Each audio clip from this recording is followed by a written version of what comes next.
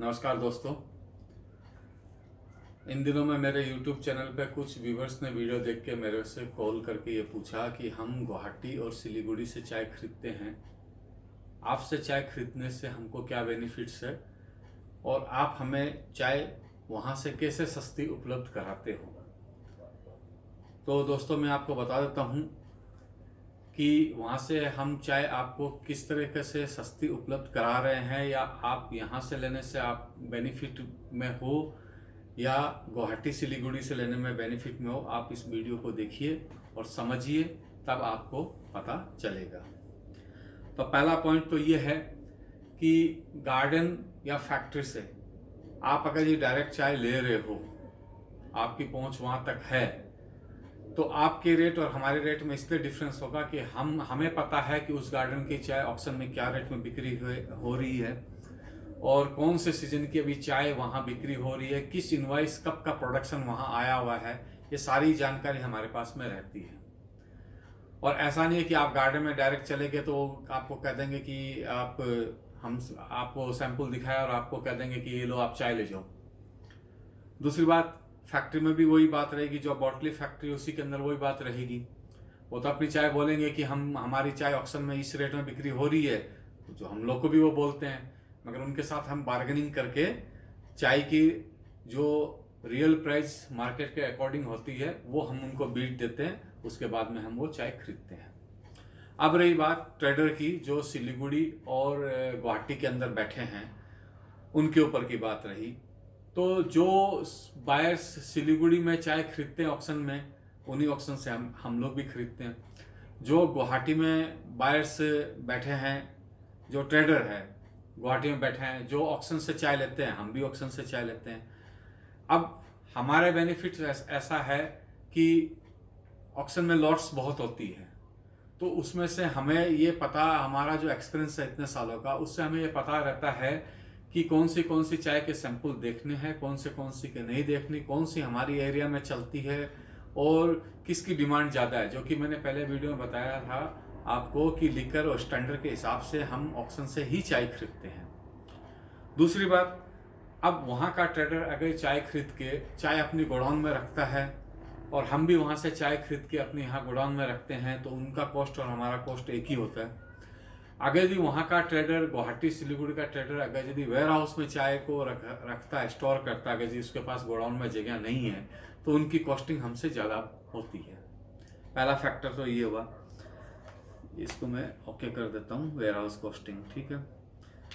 दूसरा सबसे बड़ी बात है, अगर यदि गुवाहाटी सिलीगुड़ी के जो ट्रेडर होते हैं वो अगर ये चाय को स्टोर करते हैं वेयर हाउस में या अपने गोडाउन में, तो सपोज करो अगर यदि वो सितंबर की चाय स्टोर करते हैं अप टू जून तक, जून 15 मई से मैंने आपको बताया जैसे सेकंड फ्लश चालू हो जाता है, और सितंबर से अगर स्टोरिंग करना वो चालू करते हैं तो सितंबर से जून हो जाते हैं 9 महीने, अक्टूबर से जून हो जाते हैं 8 महीने, और नवंबर से जून हो जाते हैं 7 महीने।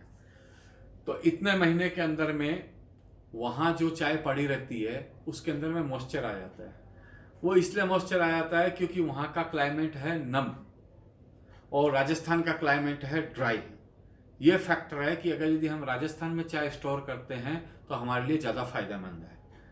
और रही बात गार्डन और फैक्ट्री की, अगर ये गार्डन वाले चाय अपने वहाँ में सितंबर से अगर यदि फरवरी तक रखते हैं, या उनको क्लोजिंग जैसे मान लीजिए निकाल देनी पड़ती है आजकल नए नियम के हिसाब से, चाहे वो अपना चाय वेयर हाउस में रख देते हैं, तो वो अपनी चाय को गैपिंग करते हैं। गैपिंग करने से क्या होता है, उसकी ओरिजिनलिटी खत्म हो जाती है।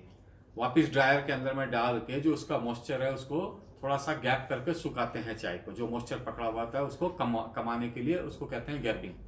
तो गैपिंग करने से उस चाय की ओरिजिनलिटी खत्म हो जाती है। तीसरी बात यह है कि राजस्थान में किस जगह चाय को स्टोर करनी चाहिए जो ज़्यादा गर्मी के अंदर अफेक्टेड न हो, उसका भी सॉल्यूशन हमने ढूंढ निकाला है। और नवंबर और दिसंबर में आप ये समझो कि इधर ठंड पड़ने लग जाती है, तो कोई उसके लिए ये हार्मफुल चीज़ है ही नहीं चाय के लिए। भाई ठंड के अंदर में तो आप जानते हो कोई भी चीज़ रखो तो कुछ उसका नहीं होता है। रही बात ज़्यादा गर्मी यहाँ पड़ती है अप्रैल मई जून और 15 जुलाई तक। तो उस समय तक चाय मैंने आपको बताया कि 15 मई से नई चाय आने लग जाती है सेकंड टच की, वो हम यहाँ खरीदना चालू कर लेते हैं। और पहले हम जो चाय खरीदते हैं वो ऐसी चाय खरीद के रखते हैं जिसकी कीपिंग अच्छी होती है। जैसे कि मैंने पहले वीडियो में बताया था, हम उसमें इन्फ्यूजन देखते हैं और कीपिंग की चाय रखते हैं। कुछ अंडर फर्मेंटेड चाय होते हैं, उसका वीडियो में अलग से बताऊंगा कि अंडर फर्मेंटेड चाय जो होती है उसकी कैसे कीपिंग रहती है, कैसे इन्फ्यूजन देख के आप पता कर सकते हो उसकी कीपिंग, वो बाद में मैं आपको बताऊंगा। वेदरिंग के ऊपर भी डिपेंड करता है कि वेदरिंग चाय की कैसी है, वो सारे इन्फ्यूजन के अंदर में आ जाता है। अब रही लो कॉस्ट की हम चाय सस्ती कैसे खरीदते हैं, तो लो कॉस्ट के अंदर में एक चीज हम देखते हैं कि इस साल चाय का हमारा हिंदुस्तान का एक्सपोर्ट कैसा है। अगर ये एक्सपोर्ट अच्छा है तो अच्छे गार्डन्स ऑर्थोडॉक्स में कन्वर्ट हो जाते हैं। तो ऑर्थोडॉक्स में कन्वर्ट होने से सीटीसी की प्राइसेस के अंदर में वैल्यू में थोड़े डिफरेंस आ जाते हैं, तो हमको पता चलने लग जाता है कि इस टाइप की चाय हमें क्या रेट में खरीदनी चाहिए। तो ये एक फैक्टर है। उसके बाद में क्लाइमेटिक कंडीशन, सपोज करो अगर यदि 15 में सेकंड टच चालू हुआ है और आगे जाके बरसात हो गई, अगर हमें ये लगने लगा कि सेकंड फ्लश की चाय पिट जाएगी, जो हमारे पास में इंफॉर्मेशन होती रहती है कि रेंस ज़्यादा हो गई या रेंस नहीं हुई है, अभी तो बरसात कम है, बरसात ज़्यादा है, ठीक है ना, तो उससे हमें पता चलने लग जाता है कि चाय की क्वालिटी आगे जाके कैसी होगी। तो उसके आधार पे हम पहले ही चाय परचेज कर लेते हैं, क्योंकि चाय बन के ऑक्शन में जाती है तब तक उनको 3 वीक लग जाते हैं प्रिंट आउट होने के अंदर में। तो वो एक फैक्टर हो गया क्लाइमेटिक कंडीशन। और सीजन के आधार पे भी भाई कब की चाय लेनी चाहिए। अभी अक्टूबर की हमने ली, नवंबर की ली, कहाँ नीची हुई अभी चाय, कहाँ रेटें अभी गिर रही है, प्रोडक्शन ज़्यादा है कम है, क्रॉप पीछे आई है, तो उसके आधार पे भी हम आगे चाय खरीद लेते हैं सीजन के आधार पे। कभी कभी क्या होता है कि गार्डनों में रेड स्पाइडर, हेलोपेटिस वगैरह ये जो कीड़े हैं वो लग जाती है, तो हमारे पास इंफॉर्मेशन आ जाती है। तो सपोज करो आज लगी, आज इंफॉर्मेशन आई कि रेड स्पाइडर ने अटैक किया है, उसको कंट्रोल करने में कुछ टाइम लग जाता है, तो चाय तो आगे ऑक्शन में रहती है, तो उसके आधार पे हम चाय खरीद लेते हैं।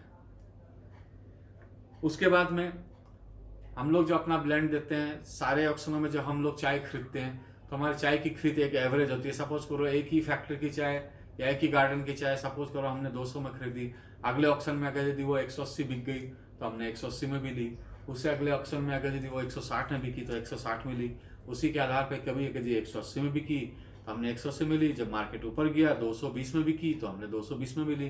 तो एक एवरेज प्राइस हमारी होती है, उसके आधार पर हम देते हैं। जीएसटी ऑल ओवर इंडिया चाय के अंदर एक ही है।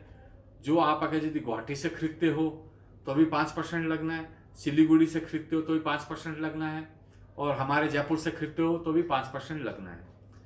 अब रही बात और सस्ती की, अगर यदि आप सपोज करो आप जयपुर से चाय खरीद रहे हो और जयपुर से चाय जा रही है गुजरात या महाराष्ट्र, तो उसका एक ट्रांसपोर्टेशन कॉस्ट ज़्यादा आता है। तो वो मैंने आपको बता दिया अकॉर्डिंग टू क्लाइमेटिक कंडीशन या जो हमारा जो अनुभव है, जो हमारा तजुर्बा, उसके आधार पे हम एक एवरेज रेट में चाय खरीद लेते हैं।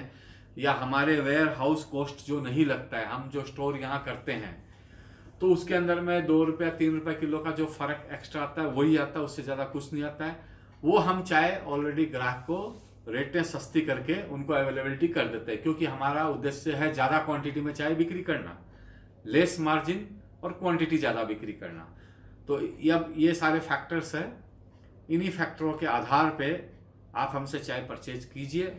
तो दोस्तों इसके अलावा और भी कई फैक्टर्स हैं, हम कैसे चाय की कॉस्टिंग एवरेज खरीद नीचे लाते हैं। अगर ये सारे फैक्टर मैं आपको बताने लगा तो वीडियो बहुत लंबी हो जाएगी। आपके चाय की रेटें यहाँ से ज़्यादा नहीं लगेगी। आप हमारे सैंपल हमसे मंगवाइए, आप हमसे ट्राई कीजिए। यही सारे फैक्टर्स हैं आप हमसे चाय खरीदने के। धन्यवाद।